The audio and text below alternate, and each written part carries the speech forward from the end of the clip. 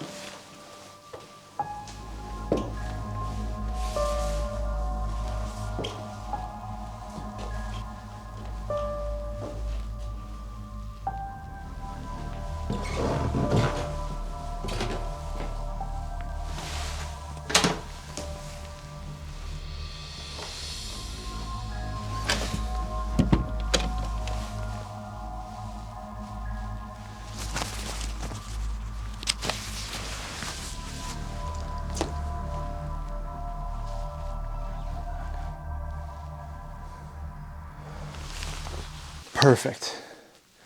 A kitchen.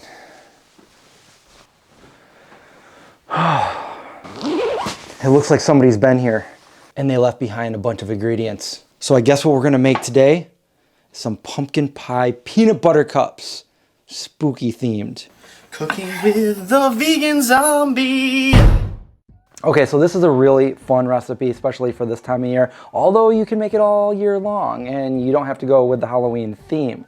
But we're making these pumpkin pie peanut butter cups, and you could easily just take the pumpkin spice out and make peanut butter cups with them. But I've got these little molds here. These are silicone molds. They're non-stick and they work really well.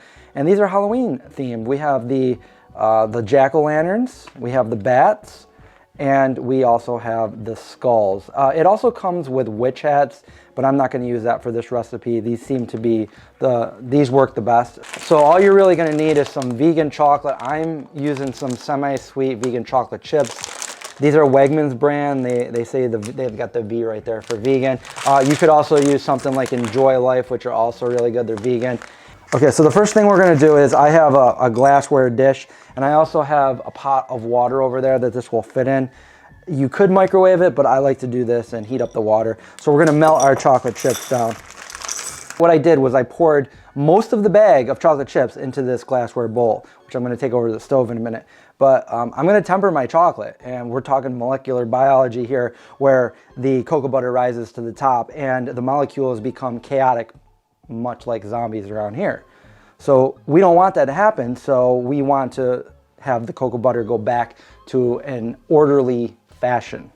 So what we're gonna do is when this starts to melt down, we're gonna add some of the solid chocolate chips back into here and stir them in, and that will teach them to be more respectful of the other ones and go back into, come on. We got a pot of water, and then we're just gonna put this on there and let that get hot. We're gonna go back and we're gonna make the peanut butter part. Okay, so now we're going to grab yourself a nice bowl, a big bowl, and you're gonna wanna have some peanut butter. I've got the organic creamy peanut butter, and depending on how creamy you want your peanut butter cups, I know if you're trying to make the Reese's peanut butter cups, it's not as creamy, and that's kind of what we're going for here. So we're gonna pop that open, peanut butter, and we're gonna go with a 1/4 cup of peanut butter. This will be perfect for the amount we're making here. You can always use equal parts what we're about to do. So I'm just gonna kind of eyeball it here. Doesn't have to be absolutely perfect, but I've tested it out. So 1/4 cup of this peanut butter, just put that right in there, like so. I put in 2 tablespoons pumpkin puree. And then we have here some pumpkin pie spice. And I'm gonna put a full teaspoon in. So this is 1/2 teaspoon and another 1/2 teaspoon, or just 1 teaspoon. Not a 1/4 cup, but a 1/4 teaspoon of salt, just a little pinch of salt. And now this part is gonna determine how thick or creamy your peanut butter is. So you're gonna need some powdered sugar. I got the organic Wegmans. You can find vegan powdered sugar. So I've experimented with this, and if you want it to be more creamy, you can use 1/2 cup. I found the perfect consistency is 3/4 of a cup of powdered sugar. So scoop that in there and dump it in. Now that looks like a lot because, well, we're making candy. And then we're just gonna stir that all together. Stir that in, nice pumpkin-y, peanut buttery goodness. And you might want to get a fork and like really get that powdered sugar to crumble up in there. And if you want to go ahead and make regular peanut butter cups, but you don't want to look for another video, you can easily just leave out the pumpkin puree, put in a little bit more peanut butter. So here we are right here. It's a nice consistency. It smells good. It's nice and candy-like. I would go ahead and put that in your refrigerator for maybe 20 minutes to a half an hour for best results. You can pour it in like this, but we're just gonna go ahead and set this in the refrigerator so it cools down. Refrigerators in the zombie apocalypse. Okay, now you wanna get a clean spatula and we're gonna go back over to the chocolate. So if you're doing it this method and you're not doing it in a microwave, just be careful. You got hot water there. And you don't want to rush it. You just slowly start stirring that in so that chocolate melts. You want it to be nice, easy, very easy to stir. Okay, it's nice and melted here. So what we're going to do is I'm going to turn the heat right off. That way. And I'm going to take the rest of the chocolate chips. I'm just going to dump them in. And we're just going to stir that. We're going to stir those in, incorporate those in the nice, gooey, chaotic chocolate. And then they're just going to melt in there and hopefully that will temper it. And this process, when you add already cooled down chocolate to hot chocolate, is called seeding. So we just seeded this chocolate and it's looking good. And that glassware bowl will stay hot, so you don't need to keep that flame on. This is nice and gooey. So now we're going to go over to the kitchen table. We're going to bring this over with us. Be careful. Now, while this is still hot, here's what I like to do. You can do whatever works best for you. Instead of like just trying to pour it in, it kind of gets messy. And I don't have an actual piping bag, so I just got a plastic bag here. And I'm just going to wrap it around this little container. You can, probably use a coffee mug or whatever. We're going to pour that into the bag. And I found this to be probably the easiest, cleanest way to do this, because this is a messy job.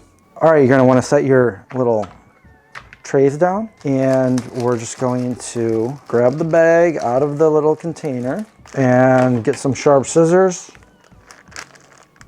And we're just gonna take off the end right there.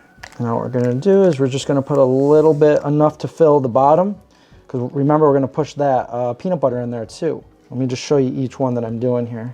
And it's okay if it sticks to the top, it'll come right off. And any excess, don't worry, you're not wasting it. You can crumble it off and put it right back into the melter and use it again. Chocolatey bats. And depending on how many you make, you might want to have another bag of chocolate chips ready to melt. This bag is a lot easier than trying to put it in here with a spoon, let me tell you what. Go like that with them. And if your chocolate's nice and warm and melty like mine is, it should easily fill the bottom like that. Now, our peanut butter has been in the refrigerator for about 20 minutes. We're gonna go grab that. So here's the peanut butter. Make sure you have clean hands like I do. And I can actually grab it without getting peanut butter stuck to my fingers like it actually was when I pulled it out of the container. So you're gonna take probably like that, and we're just gonna push it in there like that. And we're gonna do that for each one of them. And just kind of push it down. You don't want to put too much in.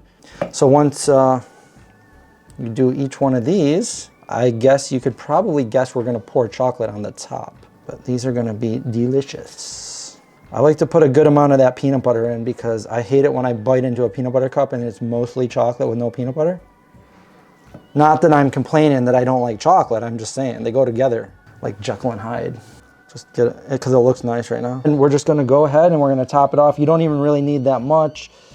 And we're going to take a spatula over this at the end anyway.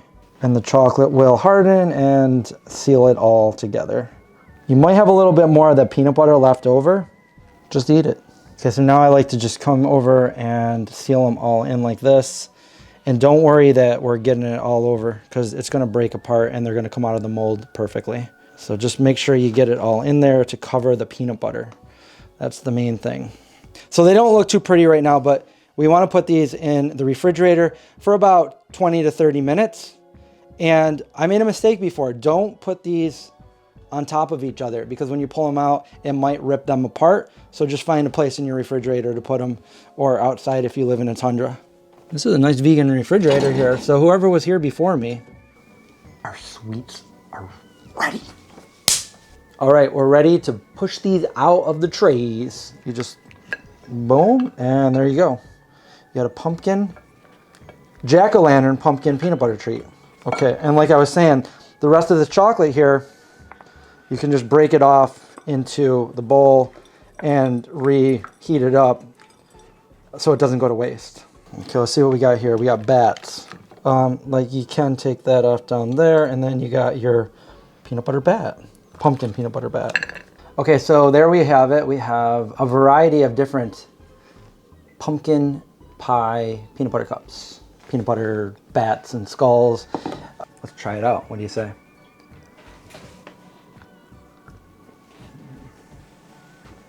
You can taste the pumpkin in the peanut butter.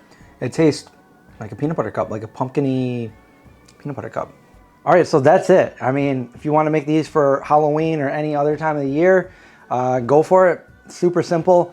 Again, I'll leave the link for those molds below if you guys want to check it out and make some skulls and bats and pumpkins.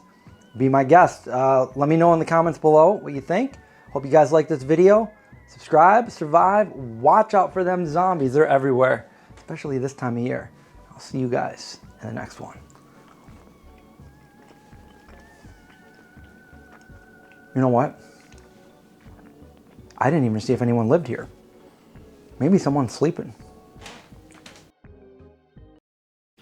We got behind the scenes going. As you can see behind the scenes, Craig's the one that shot this for me. So we're in a legit candy house here. Yeah.